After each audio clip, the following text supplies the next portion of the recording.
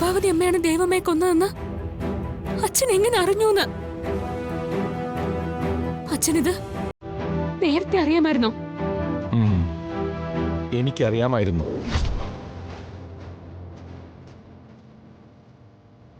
പക്ഷേ ഞാനതെങ്ങനെ അറിഞ്ഞു എന്ന് മാത്രം മോൾ എന്നോട് ചോദിക്കരുത്. അതുമാത്രമല്ല, പ്രഭാവതി ആരാണെന്നും എങ്ങനെയുള്ളവളാണെന്നും അവൾ ആർക്കൊക്കെ എന്തൊക്കെ ദ്രോഹങ്ങൾ ചെയ്തിട്ടുണ്ടെന്നും അങ്ങനെ അങ്ങനെ എല്ലാ സത്യങ്ങളും എനിക്കറിയാം. വളരെ നേരത്തെ തന്നെ എനിക്കറിയാം. പക്ഷേ എല്ലാം അറിഞ്ഞിട്ടും എനിക്കൊന്നും പറയാൻ കഴിയാത്ത നിസ്സഹായ അവസ്ഥയിലാണ് ഞാനിപ്പോ.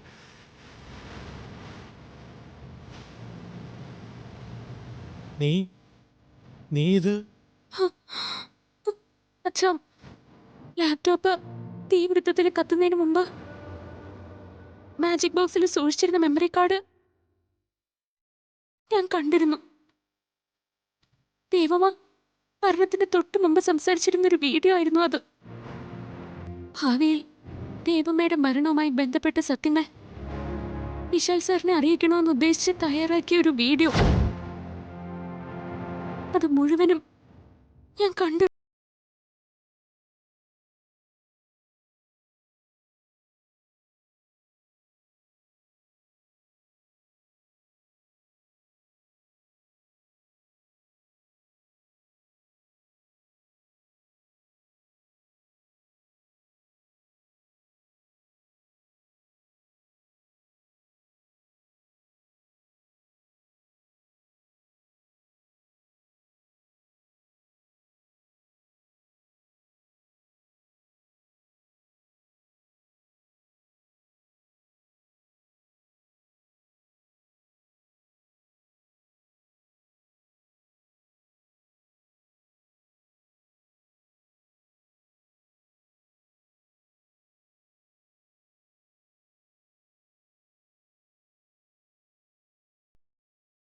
അത്രമാത്രം പ്രഭാവതി അവനെ ബ്രെയിൻ വാഷ് ചെയ്ത് വെച്ചിരിക്കുക. അവളുടെ കപട സ്നേഹത്തിന്റെയും വാത്സല്യത്തിന്റെയും മായാവലയത്തിലാണ് വിശാലിപ്പോ. ഗായത്രിക്ക് തുല്യമായിട്ടാ അവനിപ്പോ പ്രഭാവതിയെ സ്നേഹിക്കുന്നത്. ആരെക്കാളും പ്രാധാന്യം അവനിപ്പോ പ്രഭാവതിക്ക് കൊടുക്കുന്നുണ്ട്. അച്ഛാ, അതെനിക്കറിയാം. എന്ന് കരുതി ഇത് വിശാൽ സാറിനോട് പറയാതിരിക്കാൻ പറ്റുമോ? ശരി, പ്രഭാവതിയാണ് ഗായത്രിയെ കൊന്നതെന്ന് നീ ഒന്ന് പറഞ്ഞു നോക്ക്. അപ്പ കാണാം അവന്റെ പ്രതികരണം. അവൻ ഒരിക്കലും പ്രഭാവതിയെ ഗായത്രിയുടെ കൊലയാളിയായി കാണില്ല. പക്ഷേ ഇതു പറഞ്ഞ നിന്നെ അവൻ അവിശ്വസിക്കും, സംശയിക്കും. നിങ്ങൾ തമ്മിലുള്ള ബന്ധത്തിനിടയിൽ അത് വലിയ വിള്ളലുണ്ടാക്കും. അത് പ്രഭാവതി മുതലെടുക്കും. അവള് കൂടുതൽ വിശാലിനെ സ്വാധീനിക്കും. അതുകൊണ്ട് എടുത്തു ചാടി നീ ഒന്നും പ്രതികരിക്കരുത്. കുറച്ചുകൂടി ക്ഷമയും സാവകാശവും നീ ഈ കാര്യത്തിൽ കാണിക്കണം. ഇനി ഇതൊക്കെ അവഗണിച്ച് നിനക്ക് പ്രഭാവതിയുടെ തനി സ്വരൂപം പുറത്തുകൊണ്ടുവരണമെങ്കിൽ അതിന് തക്കതായ തെളിവുകൾ വേണം. ഗായത്രിയുടെ വീഡിയോ ഉണ്ടായിരുന്ന ആ മെമ്മറി കാർഡ് ഒരു തെളിവായിരുന്നു.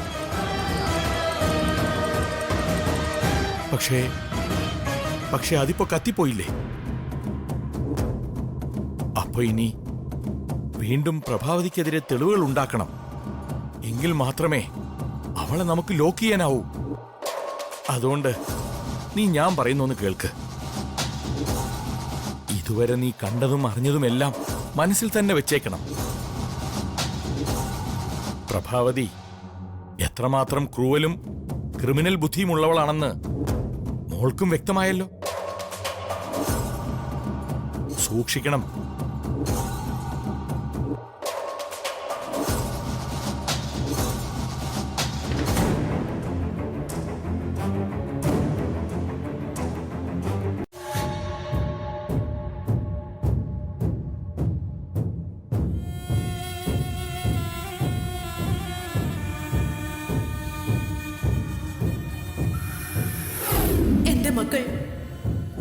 ജീവനാണ്.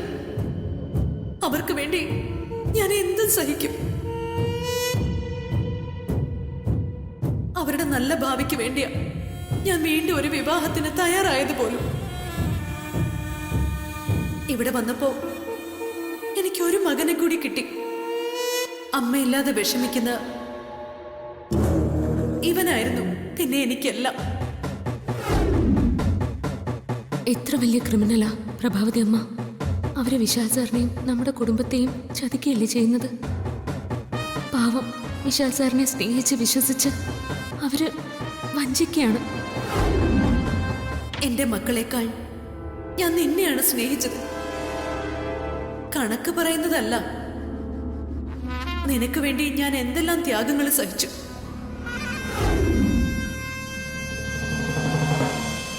ഭർത്താവ് മരിച്ചുപോയെന്ന് പറഞ്ഞ് അവര് ഒരു ഫോട്ടോ കാണിച്ചല്ലോ. ദാ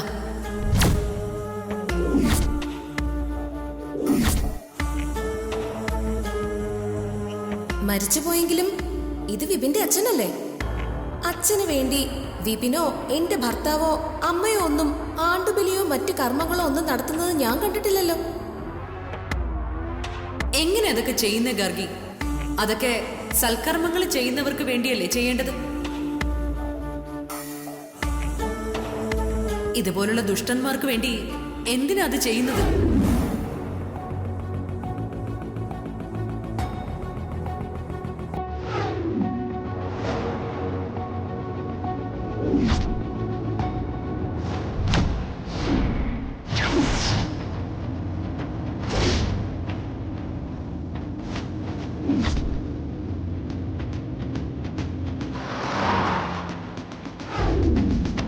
പ്രഭാവതി അമ്മയുടെ ആദ്യ ഭർത്താവെന്ന് പറഞ്ഞ് ഫോട്ടോയിൽ കാണിച്ചു തന്ന ആളെ അയാളെ എങ്ങനെയെങ്കിലും കണ്ടെത്തണം.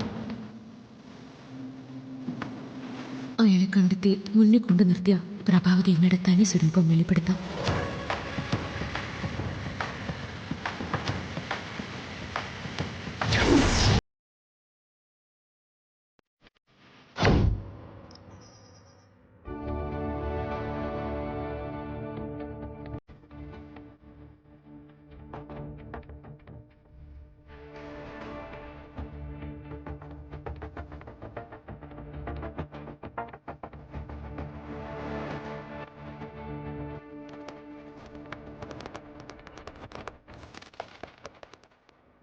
സർ, കഴിഞ്ഞതൊക്കെ കഴിഞ്ഞു. അതിനി ഓർക്കണ്ട. എങ്ങനെയാണോ എനിക്കത് മറക്കാനാവുക? തലനാരിഴയ്ക്ക് താൻ രക്ഷപ്പെട്ടത്. ആ നേരത്ത് ഞാനവിടെ എത്തിയില്ലായിരുന്നെങ്കിൽ. എന്നെ അത്ര പെട്ടെന്നൊന്നും മുകളിലേക്ക് വിളിക്കില്ല സർ. എനിക്കിവിടെ ഒത്തിരി കാര്യങ്ങൾ ചെയ്തു തീർക്കാനുണ്ട്. അതൊക്കെ കഴിയണം. പിന്നെ ഇടയ്ക്കിടയ്ക്ക് ഇതുപോലുള്ള ചില പരീക്ഷണങ്ങളൊക്കെ ഉണ്ടാവും. അതനുഭവിച്ചേ മതിയോ സർ. ദൈവത്തിന് എന്നെ അത്രയ്ക്ക് ഇഷ്ടമായതുകൊണ്ടാ കൃത്യസമയത്ത് തന്നെ സാറിനെ എൻ്റെ അടുത്തെത്തിച്ചത്. എന്തിനാ പാർവതി ദൈവം എന്നെ ഇങ്ങനെ പരീക്ഷിക്കുന്നത്? ആദ്യം അമ്മ എനിക്ക് നഷ്ടപ്പെട്ടു. ഇപ്പൊ ആരൊക്കെയോ ചേർന്ന് നിന്നെ കൊല്ലാൻ ശ്രമിക്കുന്നു. ആരാ അവര്? അവരെ കണ്ടെത്താൻ നമുക്ക് സാധിക്കുന്നില്ലല്ലോ. സർ, കാലം തെളിയിക്കാത്ത സത്യമില്ല. മറിഞ്ഞിരുന്ന് ആക്രമിക്കുന്ന ശത്രുക്കൾക്ക് എന്നും ആ മറവിൽ തന്നെ കഴിയാനാവില്ല. എന്നെങ്കിലും ഒരു ദിവസം അവർക്ക് വെളിച്ചത്ത് വന്നേ മതിയാവൂ. സാറ് അസ്വസ്ഥപ്പെടാതിരിക്കൂ.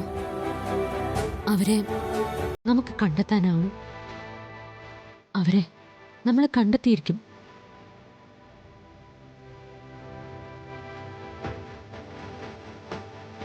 ഇത്രയൊക്കെ സംഭവിച്ചിട്ടും നിനക്കൊരു പതർച്ചയില്ലല്ലോ പാർവതി. നിന്റെ ഈ ധൈര്യം കാണുമ്പോൾ എനിക്ക് നിന്നിൽ അഭിമാനം തോന്നുന്നു.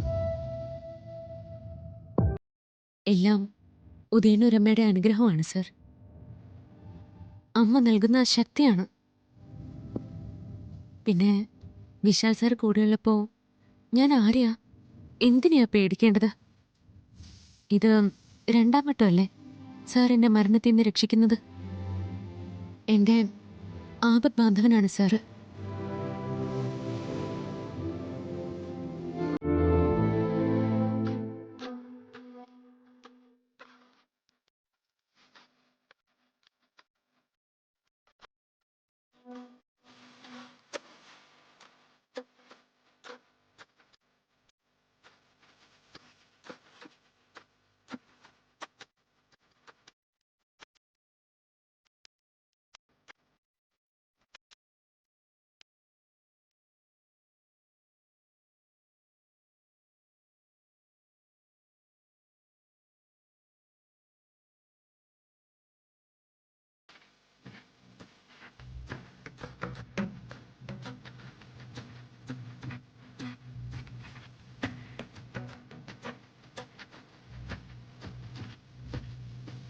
പാർവതി, ആ മെമ്മറി കാർഡിലെ വീഡിയോ നീ കണ്ടു എന്ന് പറഞ്ഞില്ലേ?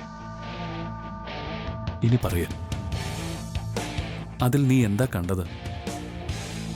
പറയൂ പാർവതി. ആ വീഡിയോയിൽ അമ്മ എന്താ പറഞ്ഞിരിക്കുന്നത്? അമ്മയുടെ എന്ത് വിഷമോ ആ വീഡിയോയിലുള്ളത്?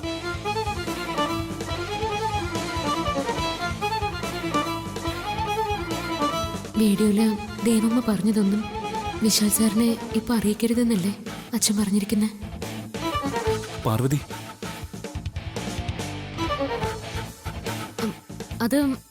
അതൊന്നുമില്ല സർ. അത് ഏതോ ഒരു പിറന്നാൾ ദിവസം സാറിന് എന്തോ പിറന്നാൾ സമ്മാനം തരണമെന്ന് ദേവമ്മ ആഗ്രഹിച്ചിരുന്നു. അത് ദേവമ്മയ്ക്ക് സാധിച്ചില്ലല്ലോ. അതിന്റെ സങ്കടത്തിൽ അമ്മ സാറിനോട് ക്ഷമിക്കണമെന്ന് പറയുന്നതാ ഞാൻ അതിൽ കണ്ടത്. പിറന്നാൾ സമ്മാനം തരാൻ സാധിക്കാത്തതിൽ ഞാൻ അമ്മയോട് ക്ഷമിക്കണമെന്നാണോ? ആ അതെ, അതാ അമ്മ പറഞ്ഞത്. വേറൊന്നും ആ വീഡിയോയിൽ ഉണ്ടായിരുന്നില്ലേ? അതിനു മുമ്പ് ആ ലാപ്ടോപ്പ് എന്റെ കയ്യിൽ നിന്ന് താഴെ വീണ് കത്തിപ്പോയില്ലേ സർ?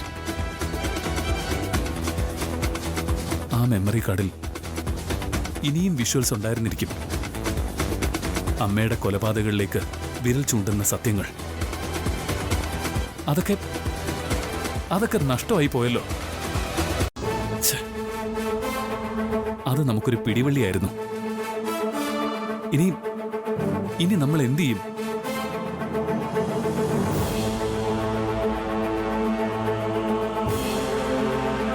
ഒരു വാതിലടയുമ്പോ മറ്റൊരു വാതിൽ തുറക്കപ്പെടും സർ.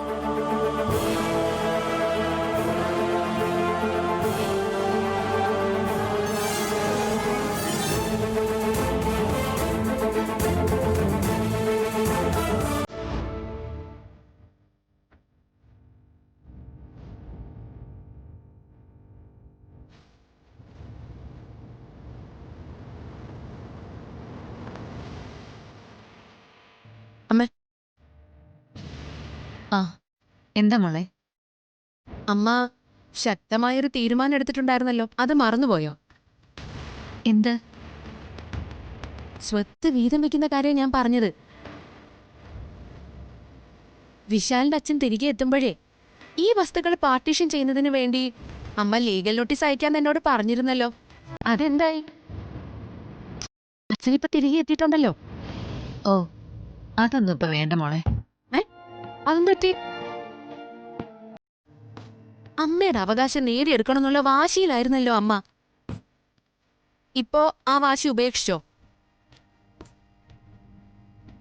മോളെ, ഞാൻ കുറച്ചധികം ചിന്തിച്ചു. ഇപ്പൊ ഈ സ്വത്തുക്കളുടെ അവകാശമൊക്കെ വീതം വെച്ച് നൽകണമെന്ന് എനിക്ക് വേണമെങ്കിൽ ചേട്ടനോട് ആവശ്യപ്പെടാം. പക്ഷേ ചേട്ടൻ അതിന് സമ്മതിച്ചില്ലെങ്കിലേ എന്തു ചെയ്യും? അതുകൊണ്ടാണല്ലോ നിയമപരമായ നീക്കം നടത്തണമെന്ന് ഞാൻ പറഞ്ഞത്. ഓ, അതിനൊന്നും എനിക്ക് വയ്യ മോളെ. അമ്മേ, കേസും കൂട്ടൊക്കെ ആയി പോയാലേ അതിന്റെ പുറകെ കുറേ കാലം അലയേണ്ടി വരും. പണവും ചെലവാവും. അതിന് വേണ്ട പണമൊന്നും ഇപ്പൊ എന്റെ കയ്യിലില്ല. അത് മാത്രമല്ല, കേസ് കൊടുത്താ ഉടനെ വിധിയൊക്കെ വരണമെന്നുണ്ടാവും. അതൊന്ന് തീർപ്പാക്കി കിട്ടണമെങ്കിൽ കാലം കുറെ എടുക്കില്ലേ? അങ്ങനെ ഏതെങ്കിലും ഒരു കാലത്ത് കയ്യിൽ വന്ന് ചേരാവുന്ന സ്വത്തിന് വേണ്ടി എന്തിനാ സമയവും പണവും കളഞ്ഞ് ഫൈറ്റ് ചെയ്യുന്നേ? അപ്പോ അമ്മ ഒരു കേസിനും ഇല്ലെന്നാണോ പറയുന്നത്? ഒന്നും വേണ്ട മോളെ, എനിക്ക് ഇപ്പോഴുള്ള ഈ ജീവിതം തന്നെ മതി. അമ്മേ, അമ്മ ഇങ്ങനെ പിന്മാറരുത്. വേണ്ട, നീ വെറുതെ എന്നെ നിർബന്ധിക്കണ്ട. ഞാൻ ഏതായാലും സ്വത്തിന്റെ പേരിൽ ഏട്ടനോട് വഴക്കിനും വക്കാണത്തിനും ഒന്നിനുമില്ല. ഇത്രയും നാൾ എങ്ങനെ കഴിഞ്ഞോ അങ്ങനെ തന്നെ കഴിഞ്ഞാ മതി. ഇനി അഥവാ ചേട്ടന് സ്വയം മനസ്സ് മാറി എന്റെ ഷെയർ എനിക്ക് തരുന്നെങ്കിൽ തരട്ടെ, അത്രേ ഉള്ളൂ.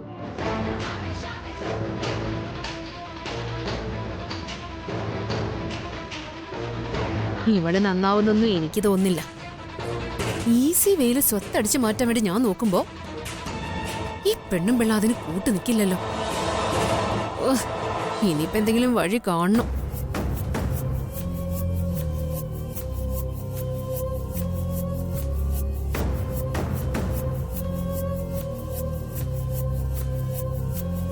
ചേച്ചി, പാർവതി ആ തീപിടുത്തത്തിൽ വെന്ത് വെണ്ണീറായിരുന്നെങ്കിൽ നമ്മളിപ്പോ രക്ഷപ്പെട്ടാനെ. നമ്മുടെ ഭയപ്പാടല്ല അതോടെ ഒഴിഞ്ഞു പോയേനെ. ഇതിപ്പോ ഒരു ചെറിയ പൊള്ളല് പോലും ഏൽക്കാതെ അവള് രക്ഷപ്പെട്ടില്ലേ? ചുട്ട് കരിക്കാൻ നോക്കിയാലും കനലിന്ന് ഉയർത്തെഴുന്നേക്കുന്ന ഫീനിക്സ് പക്ഷി പോലെ അവള്. അപാര ആയുർബലം അവക്ക്. എടാ, അവള് രക്ഷപ്പെട്ടു എന്ന് കരുതി നീ എന്തിനാ ഇത്ര ടെൻഷൻ അടിക്കുന്നേ? അതുകൊള്ളാം. അവളെ പേടിക്കേണ്ടതാണോ ചേച്ചി പറഞ്ഞു വരുന്നേ?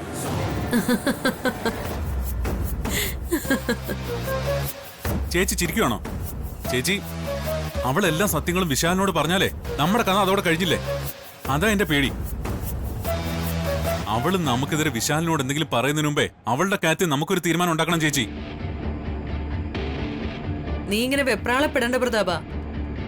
പാർവതി എന്തൊക്കെ വിശാലിന്റെ ചെവിയിൽ ഓതിക്കൊടുത്താലും അവനതൊന്നും കണക്കിലെടുക്കില്ല.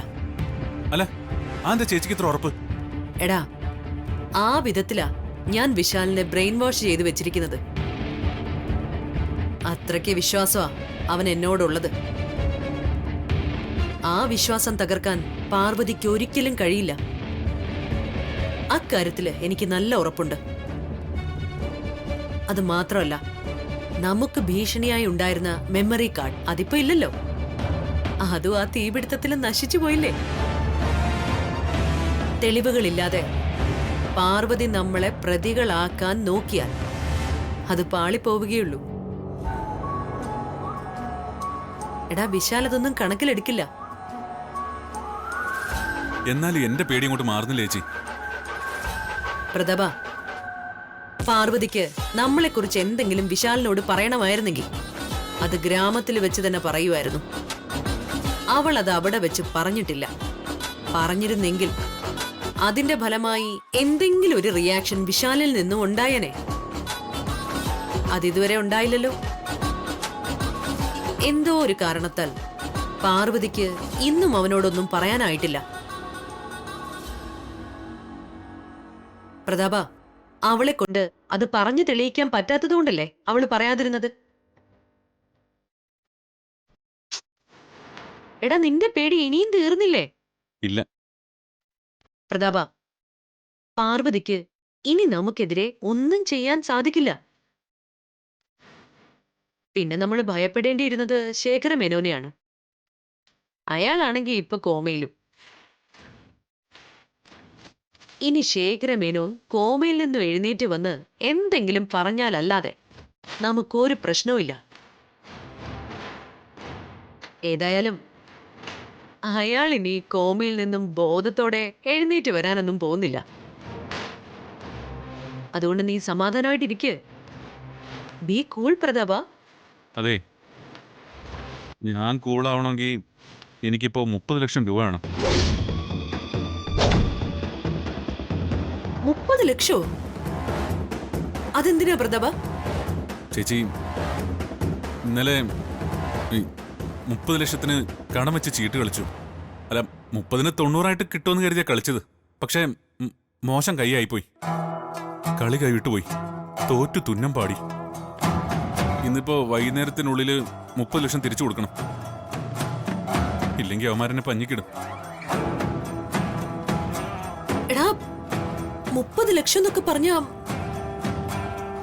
എന്തിനാ ചേച്ചി ഇത്രയ്ക്ക് ആലോചിക്കുന്നേ? ചേച്ചിക്ക് വേണ്ടി ജീവൻ പോലും പടയം വെച്ച് ഞാൻ എന്തൊക്കെ കാര്യങ്ങൾ ചെയ്തിരിക്കുന്നത്. അപ്പൊ ഒരു 30 ലക്ഷം തരാൻ വേണ്ടി ഇത്രയ്ക്ക് ആലോചിക്കേണ്ട കാര്യമൊന്നുമില്ല. എന്റെ വിഷമം ചേച്ചിക്ക് മനസ്സിലാക്കാവുന്നല്ലേ ഉള്ളൂ. എടാ അത് ഓ, ചേച്ചിക്ക് പ്രയാസമാണെങ്കിൽ വിട്ടേക്ക്. എടാ നിനക്ക് പണം തരുന്നതില് എനിക്ക് എന്താടാ വിഷമം? അതിന് നമ്മുടെ കാശൊന്നും അല്ലല്ലോ, പണം വിശാലിന്റെ അല്ലേ. പക്ഷേ എന്ത് കാരണം പറഞ്ഞ് അവനോട് 30 ലക്ഷം ഒപ്പിക്കും? ചീട്ട് കളിച്ച് തോറ്റതാണെന്ന് പറയാൻ പറ്റില്ലല്ലോ. അതെനിക്കും അറിയാം. എടാ നീ വിഷമിക്കാതിരിക്കെ. പണം ഞാൻ എങ്ങനെയെങ്കിലും വിശാലിന്റെ കയ്യിൽ നിന്ന് മേടിച്ചു തരാം. ഞാൻ അവനോടൊന്ന് സംസാരിക്കട്ടെ.